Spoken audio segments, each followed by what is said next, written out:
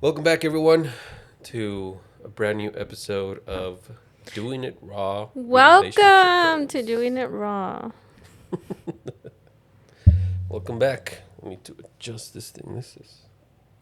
This is what it's like to be the producer, the editor, the director, the podcast co-host, and I was like, Jerry, come fix it right now. You do a great job, baby. Thank you. You do. I do my best. I appreciate it. Appreciate that I can just show up. Yeah, I set up the studio. I take it down, and I got our waters. yeah, very good. Because then I have cotton mouth. By the way, side note, what is the manliest way that you can drink out of this type of cup? I don't think there's anything manly because this is the best way that I found. But no matter what, it all involves going like making some type of weird face. Like whenever I'm in meetings at work and I need to drink water, I'm like, why don't you just do it normal? what is normal? I said manly. Normal is like, you tell me how I look. Exactly. So which one's better? Is it this or this? Which one's better? They're both great. Yeah. If you guys have a way to drink out of those type of Yeah, I mean, bottles in a manly fashion, there is none. Unless I don't know, even but this is like I don't know, too much work. somebody should really create like a manlier straw. There's no such thing as a manly. I don't know. Somebody can have a good idea. I don't know. Well, just for my husband, you guys. Just for He me. needs it. it's a manly straw. Well, today, guys, as you all know, we do stuff raw in this podcast, and we're gonna talk about how should we label it? I don't even know. I say we just talk and then label later. Cool, I guess. So the best way that we can put it is there's several types of relationships out there in the world that we can have, right? Of course, the one that we have currently right now is, I guess, if we were to put it in levels, it's in level 3 out of all the levels that you can have, I guess. Level 3 being kind of like the best kind of relationship that you can have. That benefits both partners in the village, essentially, to a certain extent. The reason I say that is because the types of relationships that people are looking out for, it also varies based on where they are in life and also within the relationship. Yeah. And a lot of circumstances. So I guess to start off is, what is the level 1 relationship that people start off with? Well, before we get into that, I want to add this, okay? He said a level 3, like a relationship that everybody wants to have, right? That's where we're at. Yeah. Don't think that we're like, oh, like we're better than all of you and trying to, be whatever. No. I think the reason that we put ourselves there is because we get told constantly, like, oh, you guys are relationship goals. Oh, like, I can't wait to be in a relationship like that. Or a lot, like, constantly. And it's been for a while, even when we were struggling. Yeah. Like, people would tell us, like, oh, I love your relationship. I'm a fan of your relationship. I'm like, that's my husband. So just so you guys know, we're saying that because we get told so much that we have a very like unicorn relationship. Yeah. And I guess that's what kind of made us see it, right? Because Yeah. to us it was just like, oh, like this is a relationship. We had no idea that this kind of relationship wasn't normal.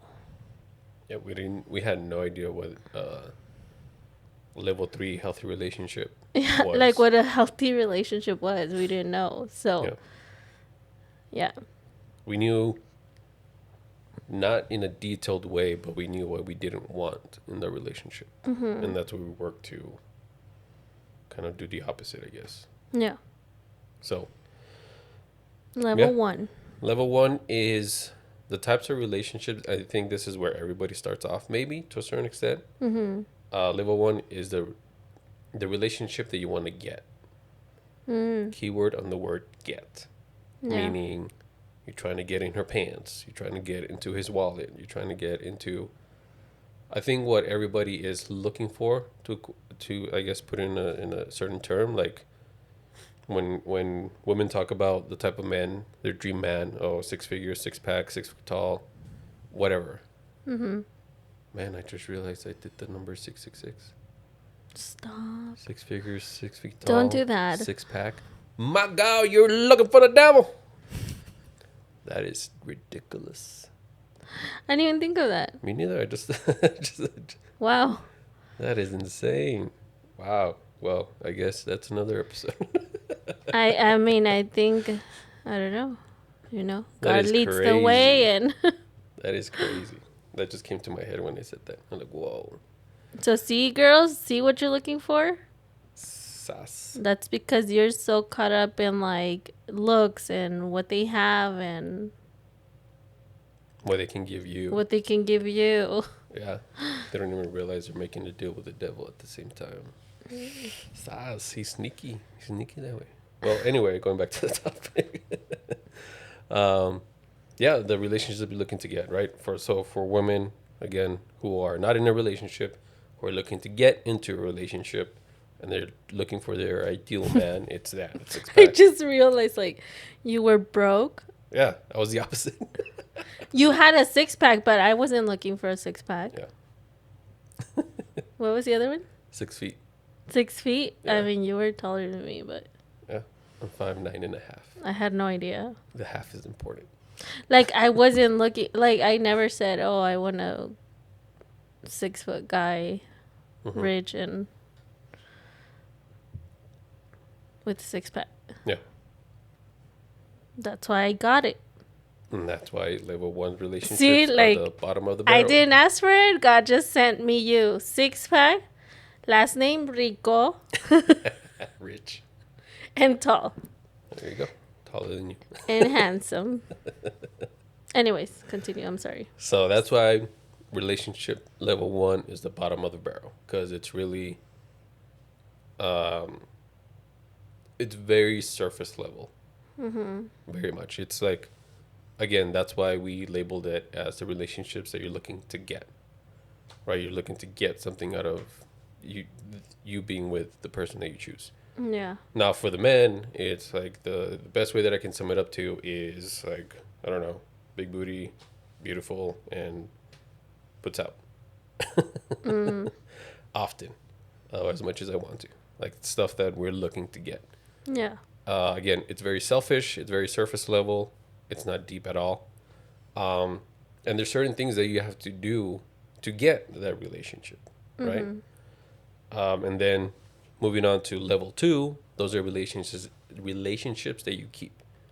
And that's where we find a lot of people kind of settled for said relationships. Yeah. Maybe they fell out of love, but they're still together because they don't know anything better. They're afraid. Excuse me. They're afraid of, what am I going to do without this person in my life, kind of thing. There's no love. There's no connection. There's nothing else besides, I don't know what's out there, so I'm just going to go ahead and settle for this.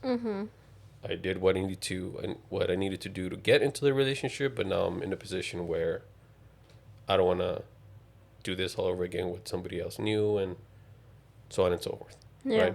And that's where a lot of people maybe find themselves, and then they don't just they quit until I don't know the kids are older, they're out and about, whatever. Someone cheats until like it really boils down to them. Okay, I need out. Mm-hmm. That's level two. Better than the surface level one, but still not as good as the one that most people strive to have. And then there's level three. Those are the relationships that you grow. And that's the type of relationship that we have because we're both growing in our relationship. Yeah. I'm not trying to get into your pants. I mean, technically I am, but that's not the only thing that I want. Constantly. Yeah. And I'm giving as Mm-hmm. well, and you're giving back to me. We're serving each other. We're saying like, hey, this is right now what we're going through right now in our relationship. We need to fix this. We need Yeah. to go ahead and move, find a way to address this in a healthy fashion because to a certain extent it's affecting our relationship, which puts both of us in a position to grow, to be better, so that we can find a solution to whatever struggle we're going through. Mm-hmm. Because we cannot. How did remember that quote? I don't know. You can't solve a problem with the same mindset that got you into the problem. Mm-hmm. Meaning that we have to grow, Yeah. right? We have to put egos aside. We have to figure things out for our marriage, our relationship to win. Mm-hmm. And that's level three. Now, for those of you listening, thinking like, this is a bunch of BS. I don't get it. What is my type of relationship? Am I just in a relationship that I'm keeping for whatever sake? Am I in a relationship that I got? Or am I in a relationship that I'm growing? So on and so forth. And the best way that I can explain it in a relatable fashion is jobs. You can apply the same levels to a job. Mm-hmm. There's jobs that you get, meaning you lie in your resume so you can get the job. But then you get the job and then they find out like, oh, you're really not You say adequate you to. speak Spanish, but then Yeah. And then you put in a position to speak Spanish and you're like, no sabo, ¿qué dijo? Biblioteca. Use Google Translate. So guess what? You end up getting fired, right? You break up.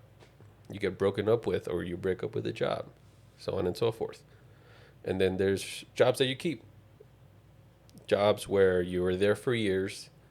Um, you don't do enough to move to grow within the job. And I don't know, it comes to a point where 15, 20 years, you feel like they're not recognizing you. You feel not heard, seen, or understood.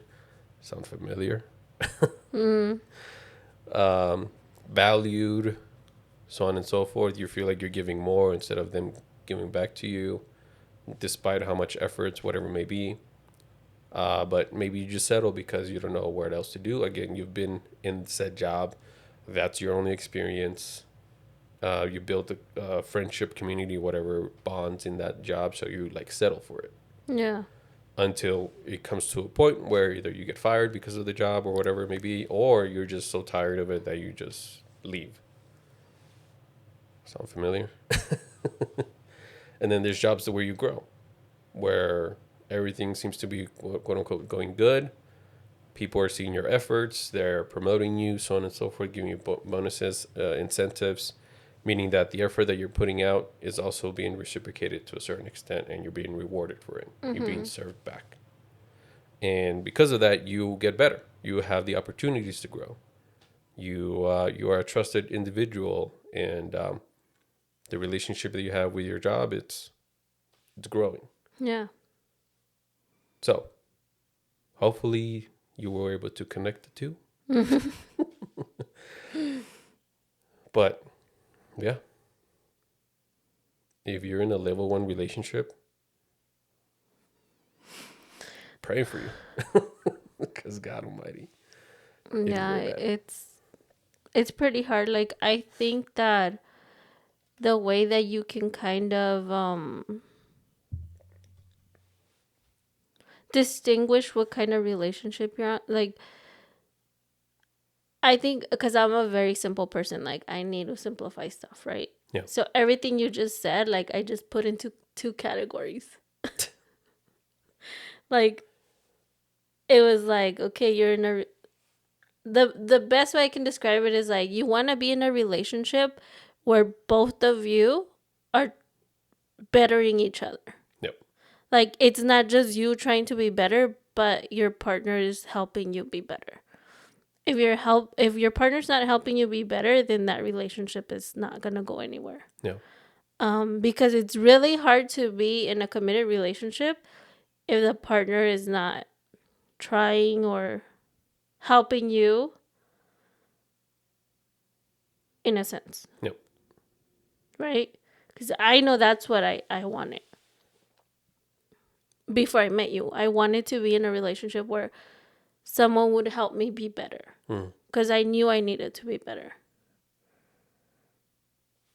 And there's only so much you can do by yourself. Like, I really do think that there's only so much you can do by yourself unless you have that other person there to help you. Yep. So, that was my take from the levels. Well, say that to all the single moms who think they can all do it by themselves, which more power to you if you feel like you Let's can. talk about that. Oh my gosh, I'm so glad you brought it up. Because I was thinking about that the other day because I did a TikTok that says something that stay-at-home moms can do that other moms can't. Mm. And it was cuddle with the kids, right? But then I could already like when I posted that TikTok, I was like, I can already feel like all the moms that are single and working, that are like, well, good for you, like, you know, we can't do that. But then I was one of those moms. So yes, you can. You can do that. And I thought to myself, well, your challenge is if you want to get to that point where you want to be a stay-at-home mom, what's your challenge? You need to find yourself a man that will help you be better and you help him be better. He works hard cuz my man was 19, broke, no job, college student. So guess what? Living Look, at mom's. living at mom's, like, help him build himself up to where now he sees all the effort you have put. And look at me. I'm a stay-at-home mom now. See how that works? I guess you can. Don't put that label on yourself of like I'm gonna be a single hardworking mom for the rest of my life. Like I don't need no I don't need no a man to. Yeah, you don't. But do you really want to do this by yourself? Yep. Like, So many single moms are triggered right now. get triggered. Feel the tension. Get it. Get triggered. Get hurt. Because that is when that's what's gonna make you move. Like, you're gonna think about this podcast, this time where I told you, like, you don't have to do it by yourself. Find yourself a good man that you can help build up to where you can have a beautiful relationship and be a stay-at-home mom if that's what you want. Mm-hmm. And even if you don't know if that's what you want, trust me, I didn't know. I had no idea that I would want to be a stay-at-home mom ever. Like, I wanted to be a nurse. Yep. I always saw my life in a hospital helping others.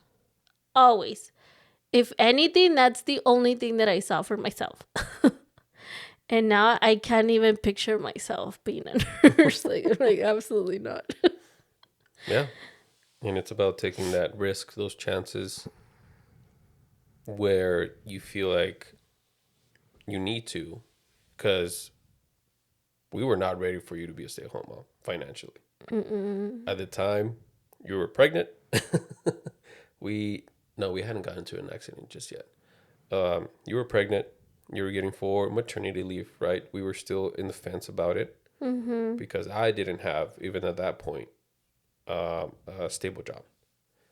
And we were about it. living at your mom's. Yeah, we were living at my mom's because we didn't want to renew the apartment lease because we wanted to move into a new home because you were pregnant. Yeah.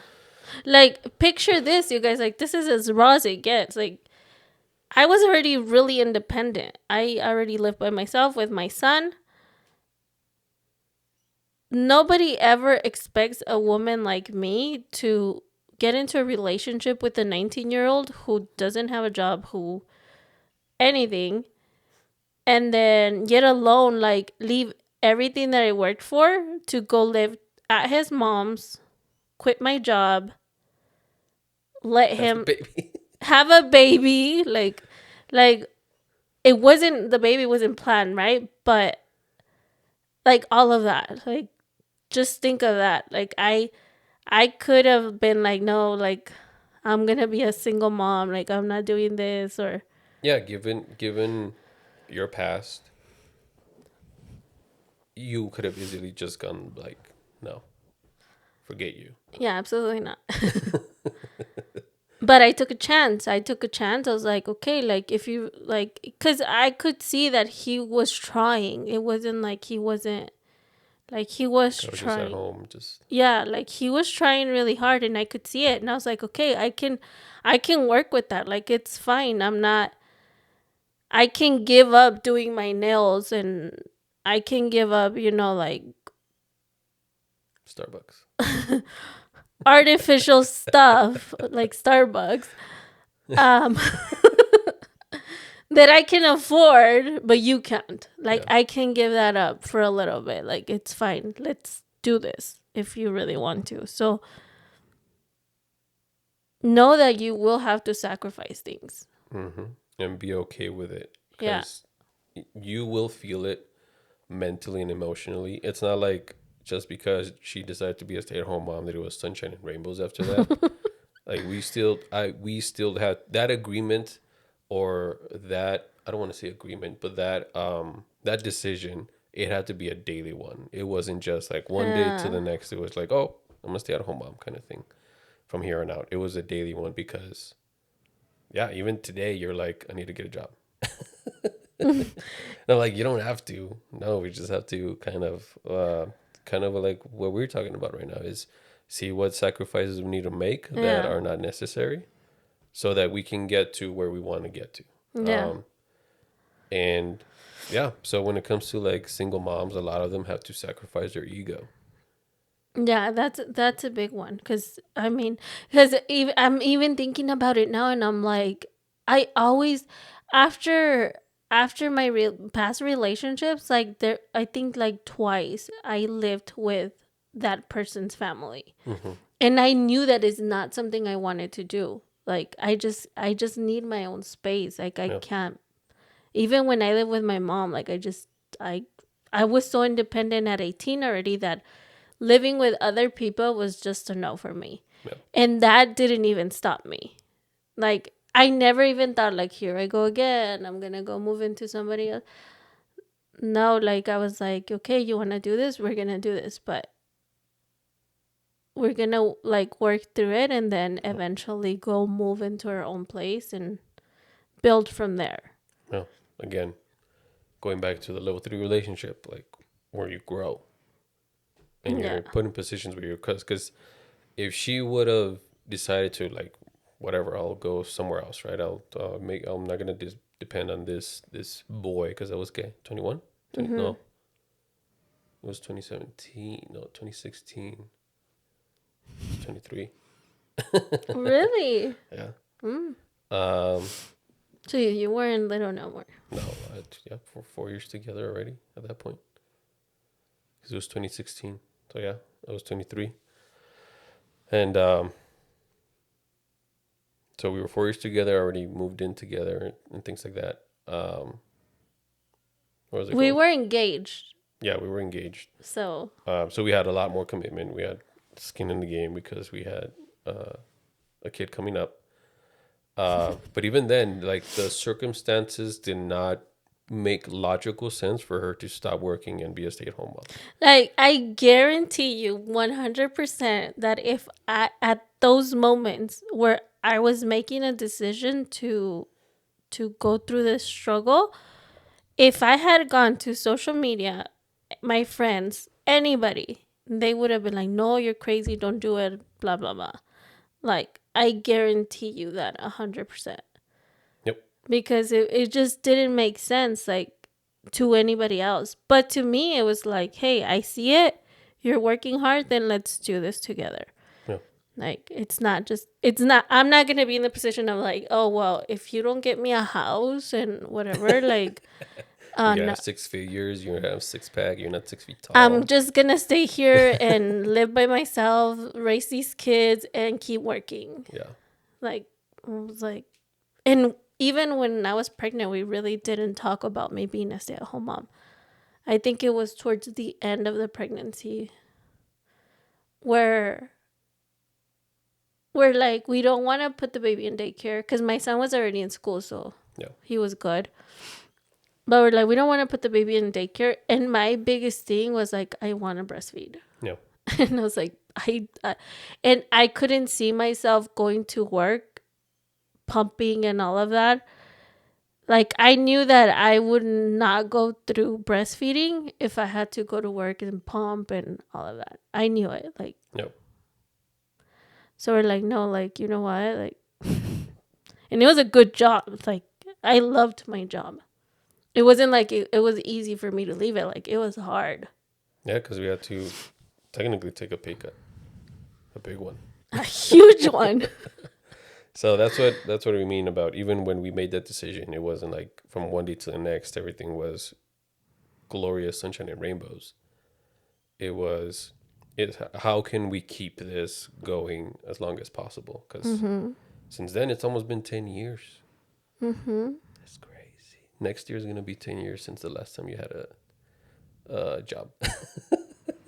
That is crazy. But even now, it's like, okay, what do I need to do to make sure that we keep this? Yeah. And then how can we still add to it to a certain extent? Because again, when we made the decision, of course, we talked about it. Again, communication is huge. It's not like she just told me and said like, hey, go get a job. I'm done working. No, it was communication. It was me wanting her to be a stay-at-home mom, one, and us being in agreement over that because of XYZ factors that we kind of laid out. And stuff happened. I mean, we were living at my mom's. I mean, the house was full at your mom's Yeah. already. Like it's funny. You left because we moved in together, and then like I think like a year later, like A year and a half. we're like, oh, I'm back to my room, and guess what? I brought a whole family. Yep. And And your mom's an angel because Yep. I can't believe she even put up with that. well, because she also knew this is what I mean about the type how relationships work. It is in any kind of relationship, father son, mother son, so on and so forth. It's always about serving each other. Because my mom knew, like, okay, well, I know he's not going to be here for long. He already left once. I know they're going to leave again. So I'm just going to help them out for the meantime. Plus, her other two kids are there too. So it's like, why is she going to deny the other one? Oh, you would have been so hurt. She'd be like, no. Like, what the heck? But then, even then, like, we moved in. We lost our car because we got into an accident. And we were like, well, what are we going to do? Right. But thankfully, because of the good relationship we had with my mom, she made it available for us to like take the No, car that technically because your mom's an angel. that too. I mean, we know that if it was one of my brothers, that she would have been like, thought about it. Longer than she would have thought about us because they offered it. It was Yeah. like, okay, well, here you go. And we had that car for 3 years before we got our next one. But even then, we took a pay cut. I started working. Was it a job that I wanted? No, but it was a job that was going to provide. Again, needing to make those sacrifices. When we were ready to move out because we were tired, stuff was going on, and we were like, okay, well, we need our own space now. Were we ready? No, we were not. Again, we took a pay cut, and now we're paying more in rent than we were used to in an apartment, and making less income, and now having 2 kids. So we struggled through it, but we found ways to make it happen, no matter what anybody else was telling us. And yeah, it's just a constant effort and work to continue to grow and put ourselves in positions to grow Mm-hmm. so that we can improve our life, our relationship, and make our kids' lives better as well. Because now we have 4 kids. We were talking about a story where we were about to have 2, and now we have 4. Mm-hmm. And it's a daily, constant thing where both partners wake up and mutually agree to do what they need to do to have the relationship that they have now and everything they have within their relationship and grow it. Yeah. And Sorry. Keep going. no, and I was just going to say, and find the areas that are kind of weak barriers that you kind of have to fortify because Yeah. you never know until it hits you. Like you never know how to manage things until like you're in it, kind of thing. Mm-hmm. Yeah. I was gonna say that even through like, okay, like we moved in again to our own house or whatever. Um, there was days that were horrible. Yeah. But that's what I mean about having somebody to help you be better, because I know that there was days for me that I just felt like I can't do this. No. Like we're struggling so much. I'm here at home, like, doing the necessary stuff, but we're struggling. We don't have money. Like, I want to take out the kids. Like, I want us, I want to do this. And I couldn't. And it made me go to that, like, of like, maybe I shouldn't have quit my job. Yeah. Like, what's my purpose? What am I going to do? Like, I'm just here. Um, and me communicating that to him, and think about this, like, our communication back then wasn't as good as it is now. No. So we obviously didn't communicate like 100% good. Yeah. Right, but we still got through it, because you would come in and you'd be like, what do you mean? Like, look at, being a stay-at-home mom is a big deal, and this and this and that, and that would get me through those moments. Yeah. And then there was moments of when you were also feeling it. Yeah. And I was like, well, he did it for me. Why wouldn't I do it for him? You know what I mean?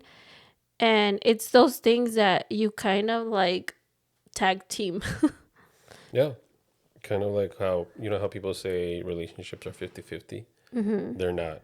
And it's very different every single day. Like someone can be 20, maybe your partner can be 20%, but it's like, okay, well, how can we give 100% over 20% Yeah. and just get through this without destroying each other or our relationship? Yeah. Sometimes it's 80, sometimes it's 20, sometimes it's the reverse. Mm-hmm. It's a matter of doing what you need to do for each other, for your relationship to win. Because I could have easily been like, I could have been so egotistical in those moments of like, what do you mean? That's why I'm working this stupid job Why are that I you don't like, being that I hate. ungrateful? Like, you get to This stay is what you home. wanted.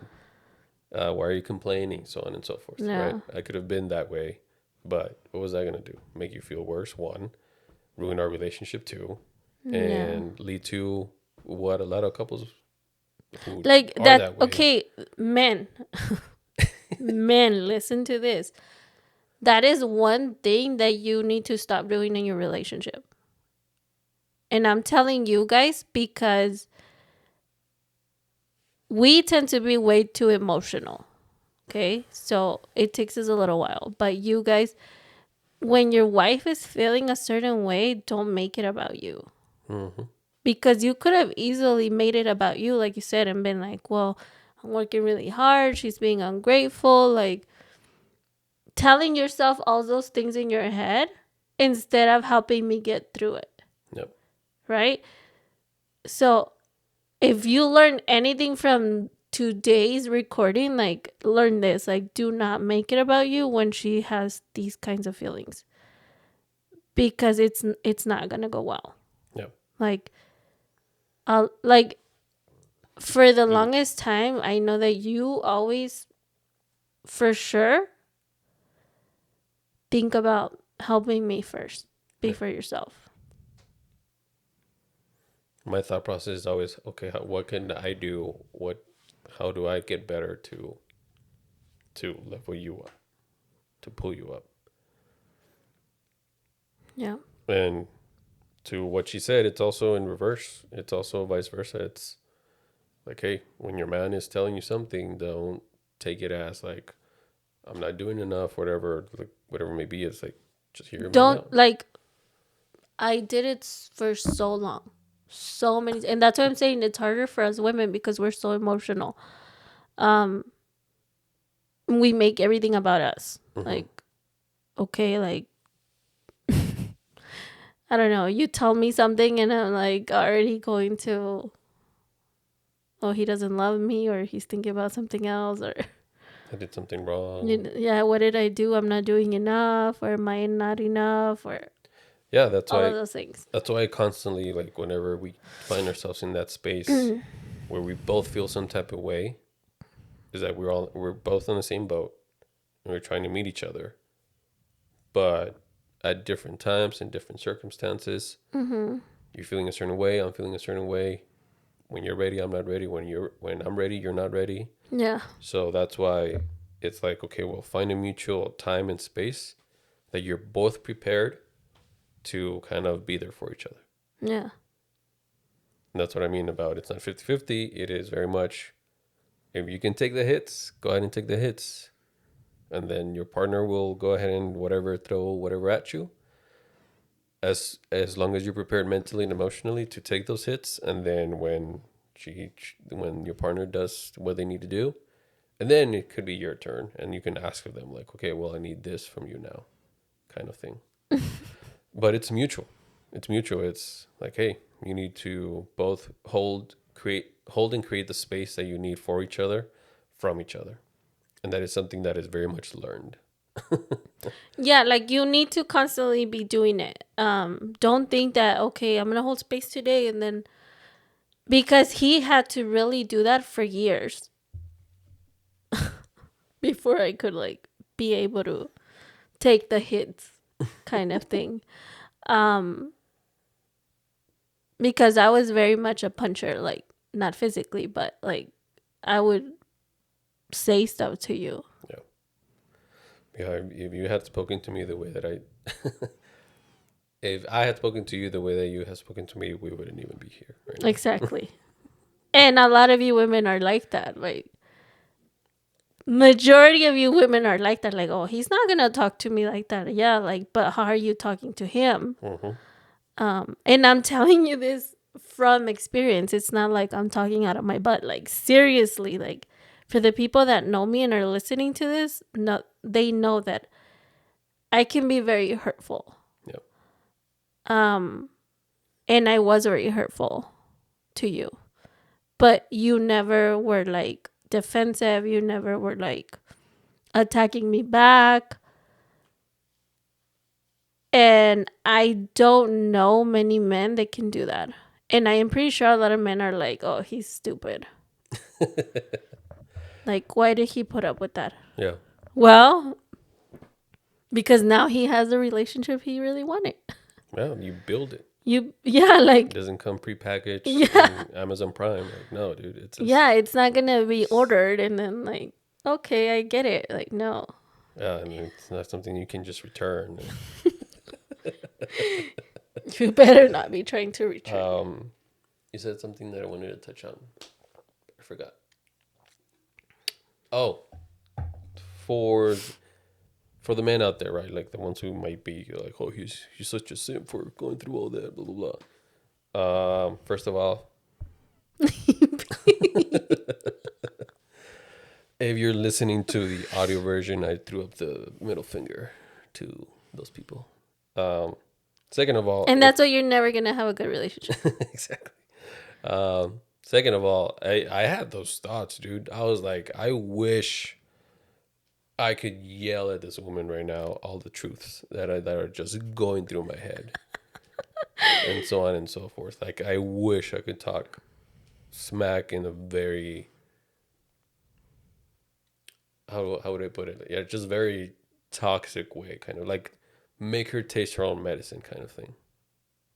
Oh, I had those thoughts. I'm like, yeah, like very bad thoughts whenever I felt a certain way because I felt it was unfair or uncalled for or whatever it may be.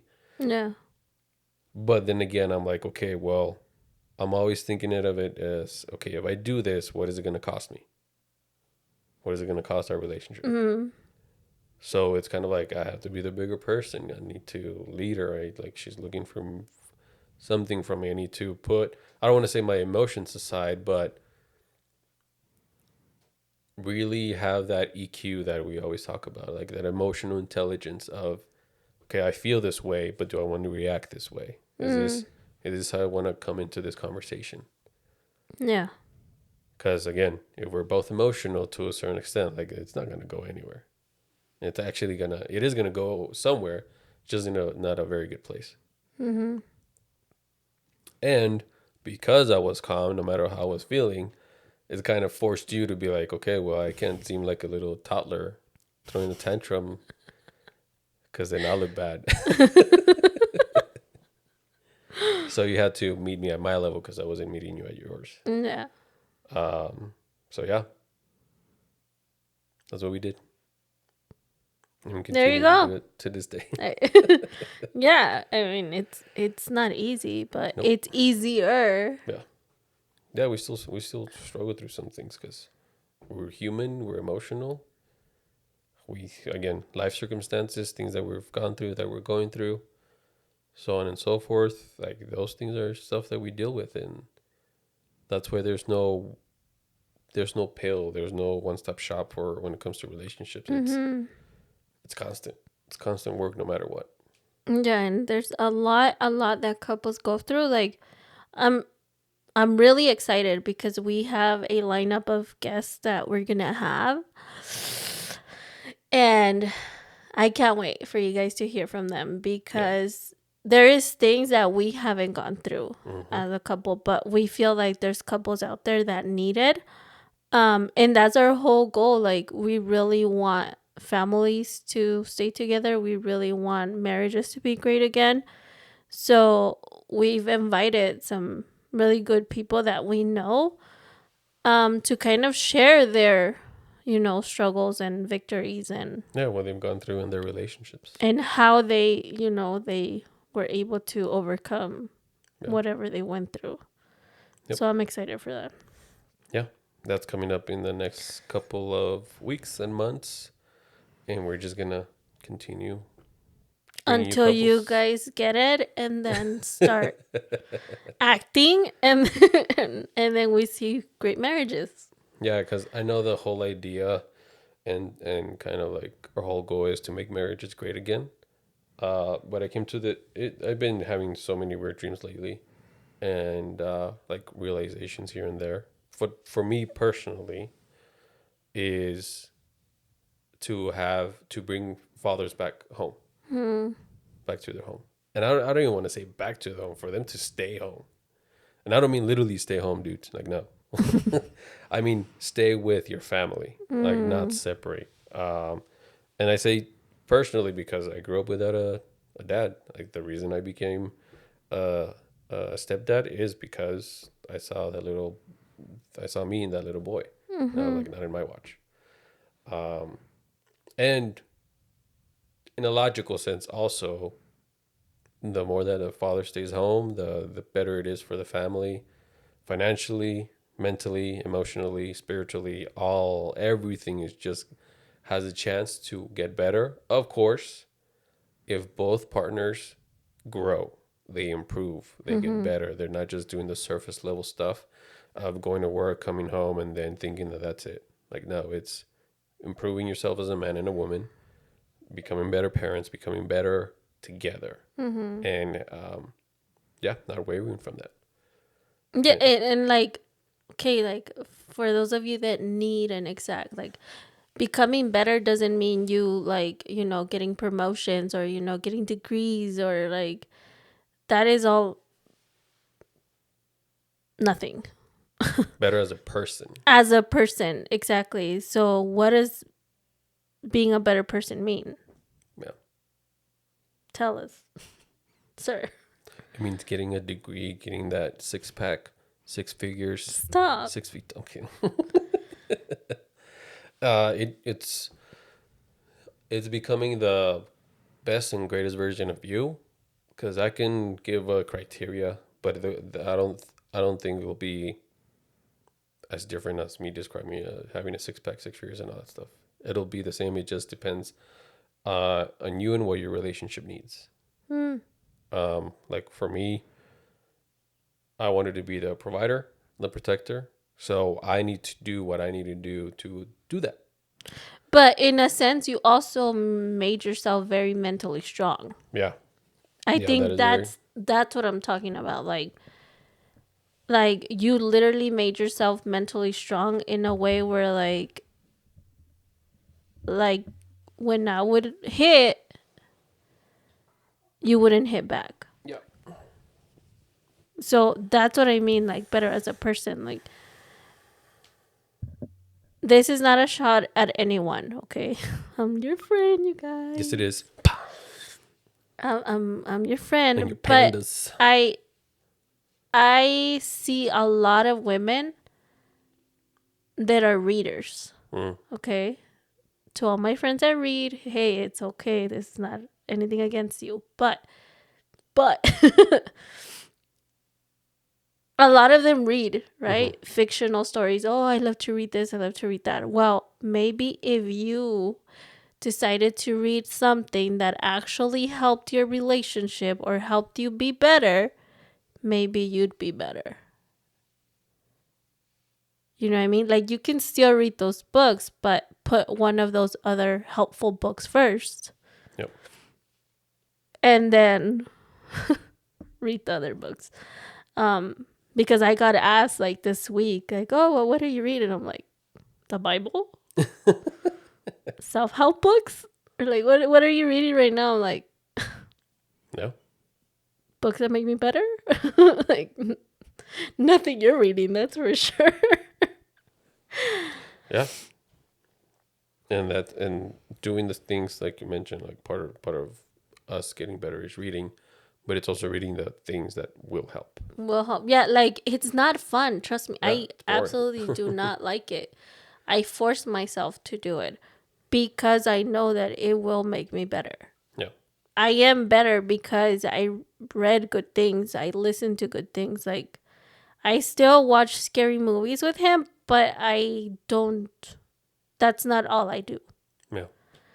Like I put all of the good stuff first, and then like maybe 5% of what I see is bad, or 10. Let's say 10. But that's what I mean. Making each other better in a sense that does help you as a person. Yeah. And this is a thing that we talked about, and a thought that also came to mind. I don't know how long ago, like 2 weeks ago. But it's you either invest in your marriage, literally financially, or you will be forced to, I don't even want to call it investing, but pay a fee of a divorce. And that's just only to get it done, to sign the papers. That doesn't include alimony, child support, the emotional and mental tax that you, the partner that you separated from, if you had kids, on top of that, the community that you built together, they will all have to pay because of you both not being able to work things out. And it's just very hefty. And I think is way more expensive than it is to build a healthy relationship. Yeah, like don't be lazy. Don't When you're in a relationship with someone, we tend to get lazy. We tend to be like, well, she's already with me or he's already with me, It's a so level 2 relationship. level 2, there you go. There's a level 2 relationship. Um and like he mentioned on the other podcast, like, or I don't know if you did, but he never has a budget for us Yeah. to, if we need to reconnect, if we, we want to have like for date nights, or like if we're like, you know what, we really need time with each other. 100% and we need to take a little trip or a staycation, let's say, like there's no budget for that, at least on his part. I'm like, okay, wait a minute. And I think that's really good because he is like saying like, hey, nothing is more important than you and I. Yep. Then if you guys are getting lazy and like you're like, oh, I'm buying this for the kids and I don't have it, like, no, the kid doesn't need another toy. Use that for you and your significant other. Mm-hmm. And it's hard. Like, I want to be buying my girls everything and my son everything. Like, I'm like, oh yeah, let's do this, let's do that. But then you get lazy, and then when it's time to, when you're already like, oh, like this is not working and blah blah blah, now you have to pay divorce, now you have to pay child support, now you're in with this, you have to pay that, like, and you're mad about it. Yeah. Well, you should have gotten mad when you were like spending money on other things instead of each other. Yep. Man, I'm coming in hot today. It's like we do it wrong. But it's true. It's, again, you're either building your marriage or you're building towards divorce. Guess what? Both require money. Mm-hmm. Just one leads you to better, and the other one leads you to broken home, fatherless homes, emotions that you have to carry. You have to heal from, so on and so forth. Yeah, and then, I mean, you can, like, I can already hear some women, well, I'm going to get child support out of it. Well, guess what? You're going to have to use that to take your kids to therapy because now your home is broken. They're broken. They need to talk to somebody because whatever, they're acting out or whatever it is. So you're still going to have to spend the money. Yep. And the time. And the time. The When you frustrations, could the have stress. been working on your marriage and you could have spent that money to go on vacation. Yep. Which is really fun. I recommend it. It's also for the guys to have that mentality of no matter what, your relationship needs to win. I literally do mean no matter what, because a lot of people are focused on their careers and making sure the money is there and all that stuff, which is important. I get it. But are you sacrificing your relationship with your spouse? Like, you're married to be with that person. So do what is required. Keyword required. Not what you want. What is required to make it work. We have sacrificed jobs. Again, it's not like she can't go get a job right now. And that will benefit us tremendously financially. But what is it costing us? It's costing the kids the relationship with mom that they have now. They have to go back to school because they're homeschooled now. It's me not having as much time with my wife because now she has to, quote unquote, submit to her boss who's calling her to do a report or whatever and come into work and so on and so forth. It's all those things that are more valuable to us that return of her going to get a job does not provide. Yeah, stop being so focused on money. I think new generations now are so focused on money. And that's why a lot of families think that a mom can't be a stay-at-home mom. Yeah. Because you hear it a lot, like, oh, nowadays, like, it's so expensive. It is expensive. I'm not saying it's not because, I mean, obviously we live in the same world, right? Yeah. Like, it's expensive for us too. But it's the sacrifices that you make to be able to have that kind of life. And you got to see what that is for you and kind of put priority on like your family and your relationship instead of all of the things that, well, I like to have my own money. Well, his money is my money because we have such a great relationship. Like, I don't really see it. Like, even though I say like, oh, it's daddy's money to the girls. Okay. I see it as my money too. Like, I spend it all the time with no, like, I don't feel bad about it. Yeah.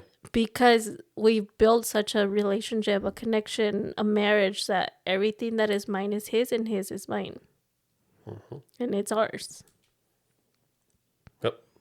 Again, we're in positions to continue growing no matter what, because that's what it takes. If we want to make it to the Lord calls us, that's literally what it takes. So, I think we dealt with the heavy topic. Got hot in here. Yeah. Now we're doing something that I wanted to do, and I think it'll be cool and interesting. Thank you. It's kind of like a Reddit corner type deal thing. I think because you I'm have scared. the better voice, you should read this. What do you mean? You have a wonderful voice. But yeah, you have the better voice. This is long. I don't like to read, baby. Oh my god. I have to read this whole thing? If you want to, but if you want, I can paraphrase it. Let's see.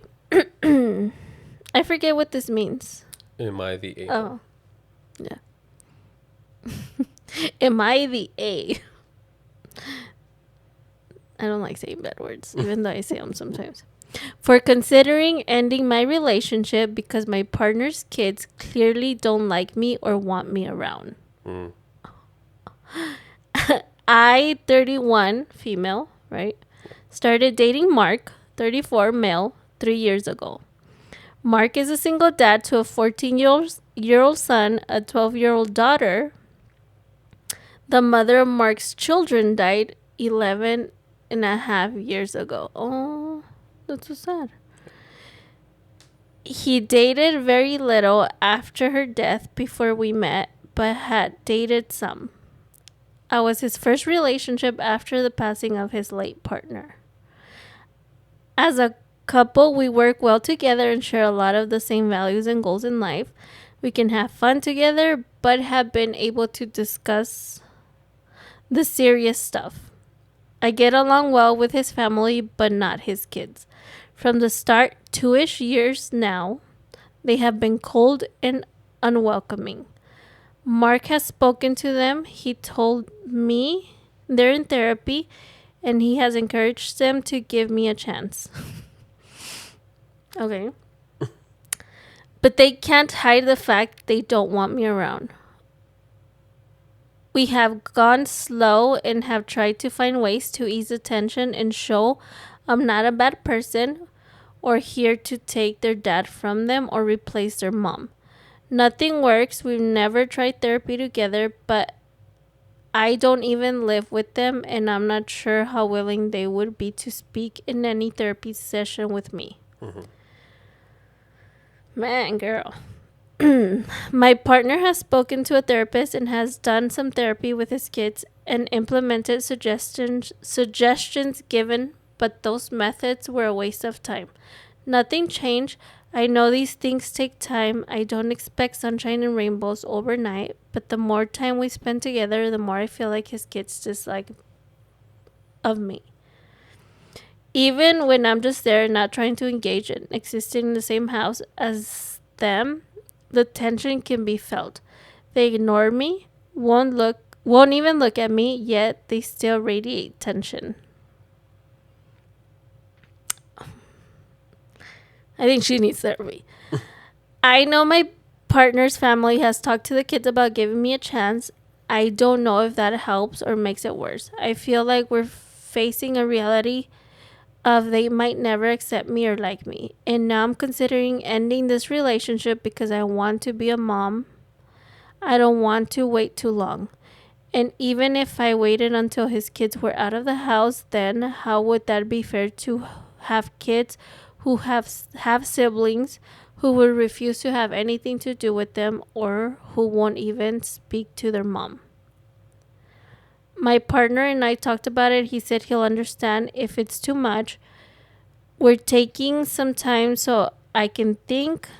Since this, his sister reached out to me after I didn't show to a couple of things and asked if things were okay, and she told me she hoped she wasn't intruding too much, but she wanted me to know how happy I made her brother and how nicely I fit with the family. And she understands the kids aren't too welcoming, but it would be such a shame for me to walk away. It made me feel bad because I know my partner is a good guy and his family has been amazing. But his kids will always be his kids, and I don't know if I could let us come between them or if I could handle living with them always disliking me. Am I the a-hole? Yes. Yes, you are. See? What's your thought on that? No, I think it's a really hard situation. Yep. I'm just I don't know. If you were in her position, I think that you don't have no kids. Because we've talked about, like, what if you didn't have any kids, but I didn't? I mean, back then I'd be like, yeah. But I think that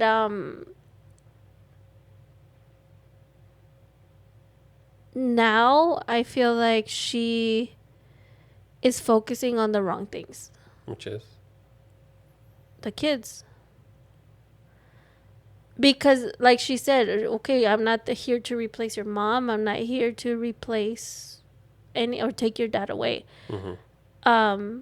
She makes him happy. Like it's a good relationship that they're having, and she's focusing on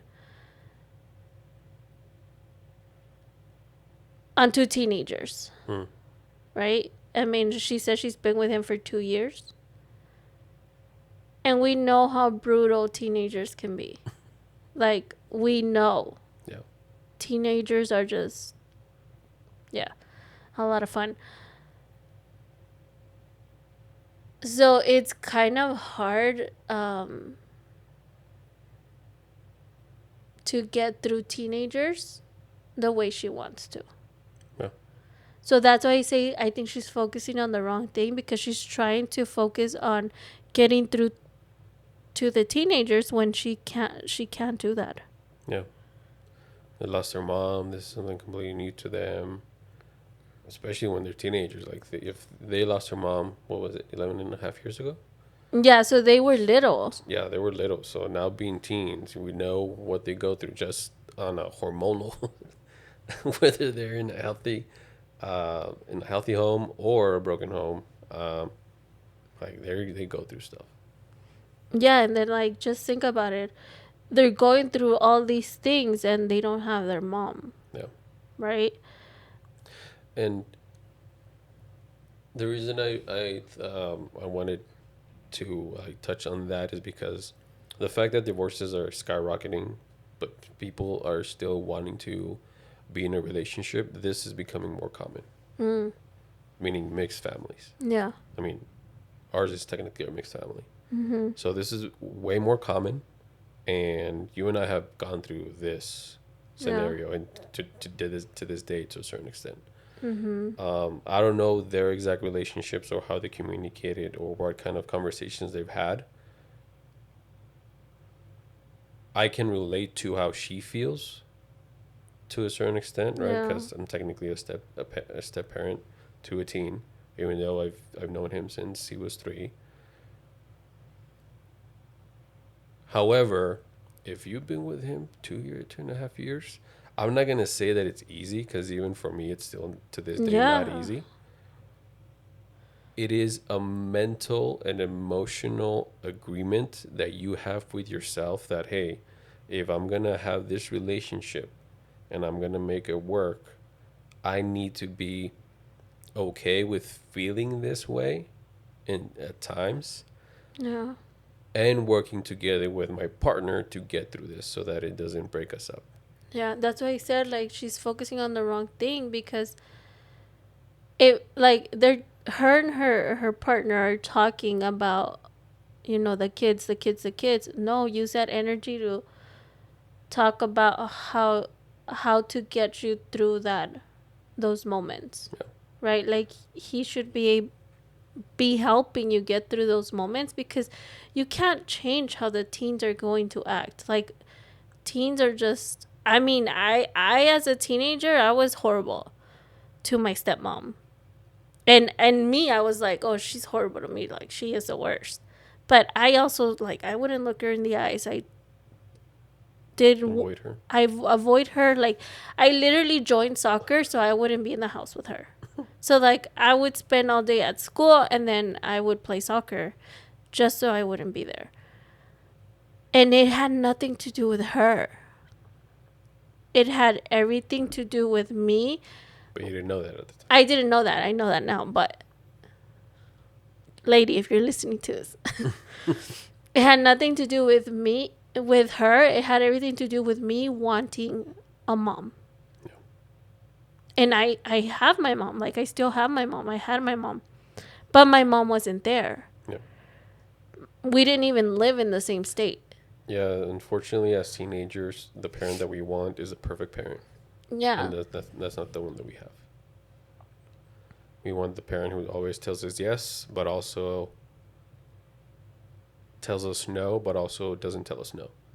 Yeah. Like, we want a unicorn. We want the perfect parent who's just going to please us and do everything at our will and disposal.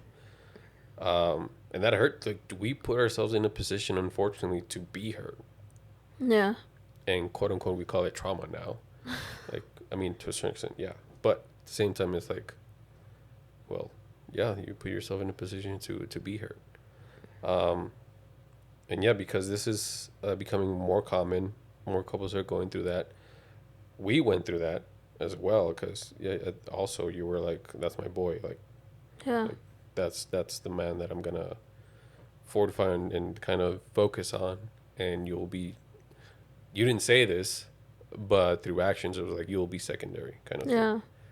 And that's where we had a conversation, and I was like, is it us or is it your kid? And not to say like you have to choose in between both, like you can have both. However, which relationship are we going to prioritize?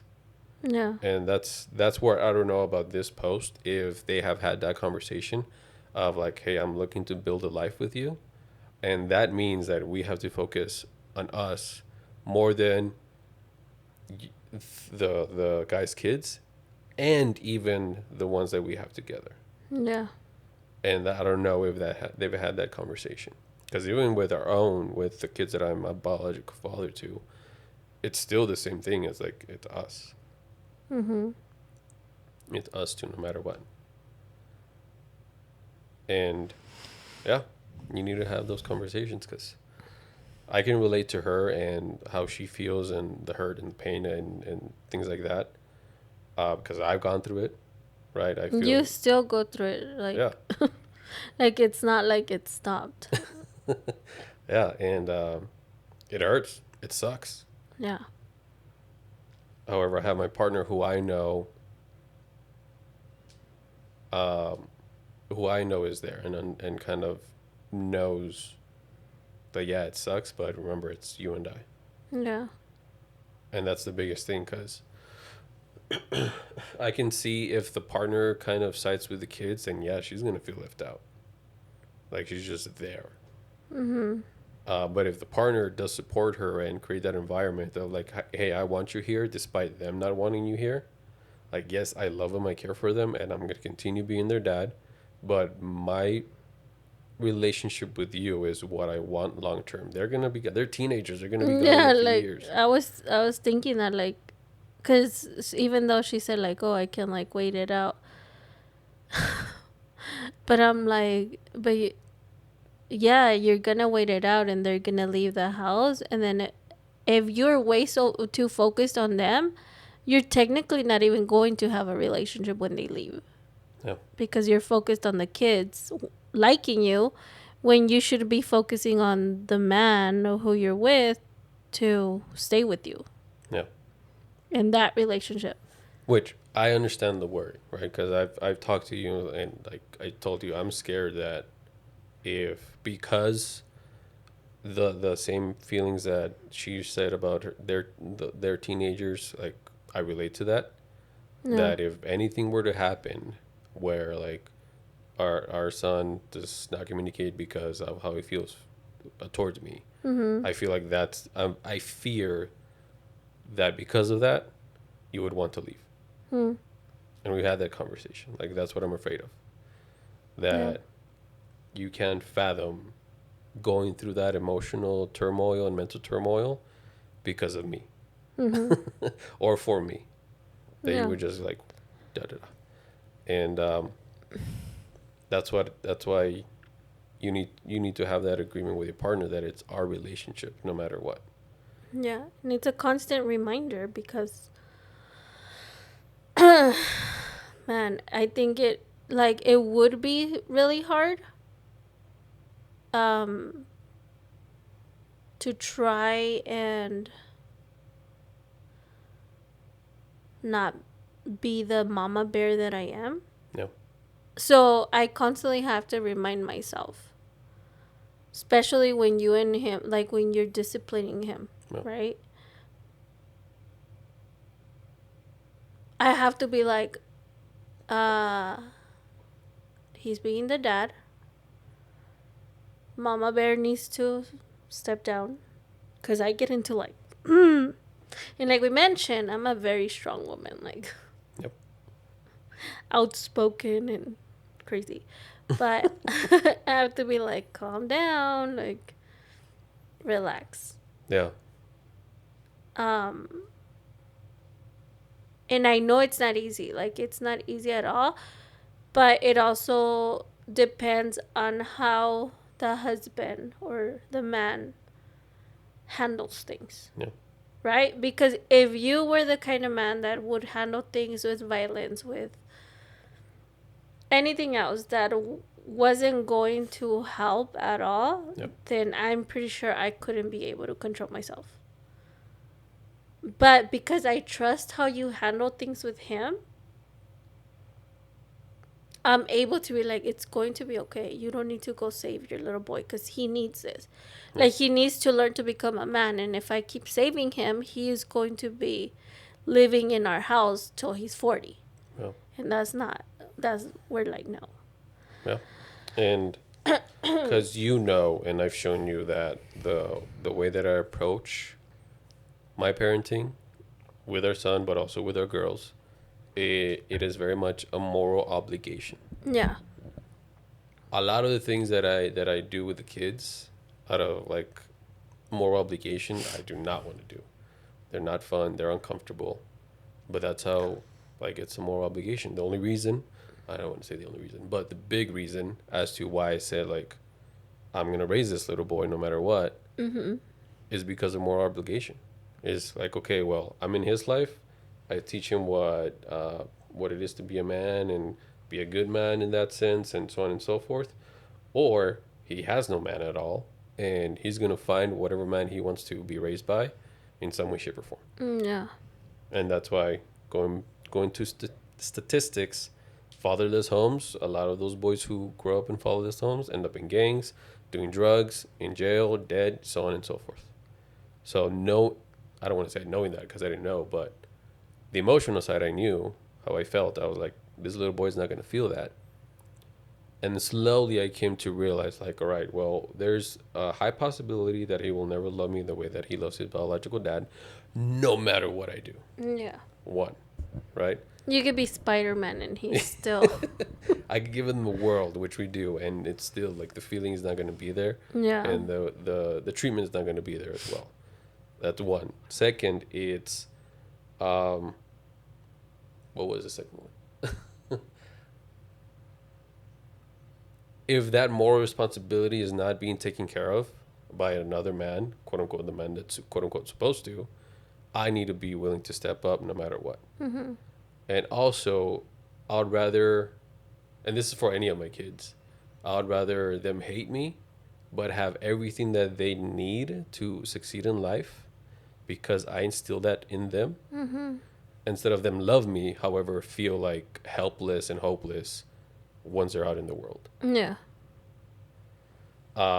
And that's just the mindset that I approach those things. It's like it's a moral obligation because I have no obligation at Yeah. all. No legal, no like I don't need to.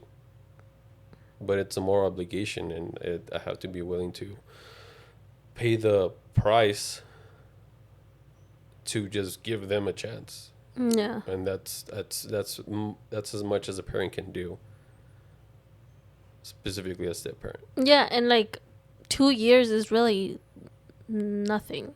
No. Like, girl, trust me. Yeah. And Assuming that you're listening to, yeah. like, it's going to take a long time for them to even start talking to you. Yeah. But again, don't focus on that. Focus on your relationship, because once they get older, like, and that'll be quick, they will see the way that you treat their dad, and then they're gonna be like, oh wow, thank you. They'll come around. Yeah, they'll Their come time. around. Yeah. You can't force them. Yeah, to, like, so. don't try to force them. Like, they don't like you right now. Yeah. Stay. Yeah, no matter how, and this is the thing, and this is a hard part as well, coming from another step parent, is you have to,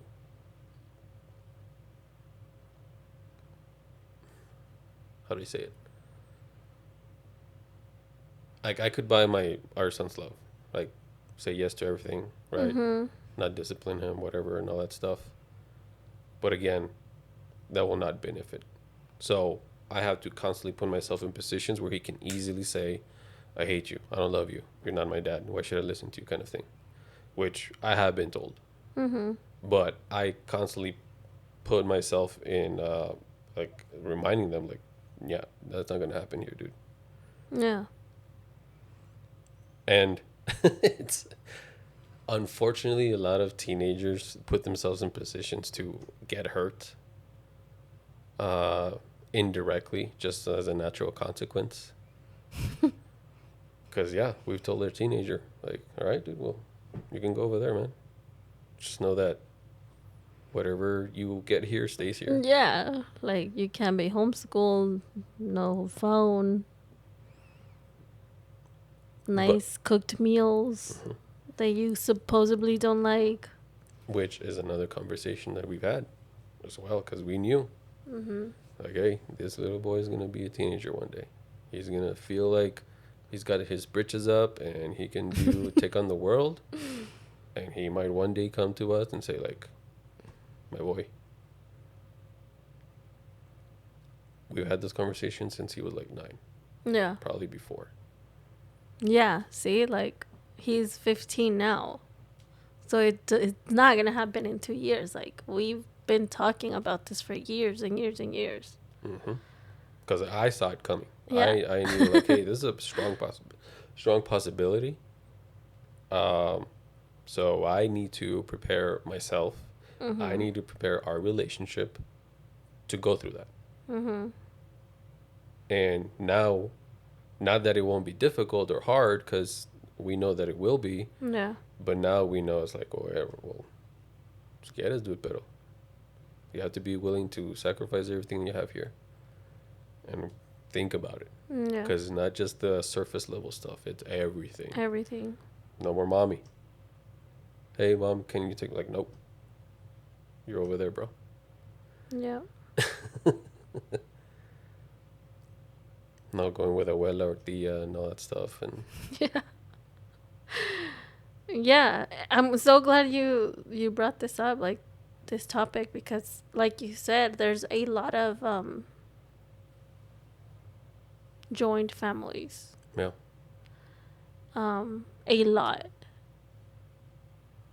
And I feel like this was important. yeah. And I guess to help that couple, if they ever see this podcast at all, I don't even know when that post was made. I think it was like either 2 weeks ago or 2 years ago. 46 days ago. So 2 months ago. Oh, so I say you reply with this video. So advice is have a conversation with your partner. And it has to be, yes, it could be a verbal agreement, but more in depth. You have to continuously show each other that it is your relationship on top of your kids. And I do literally mean his current kids and even the kids that you wish that you could have with them.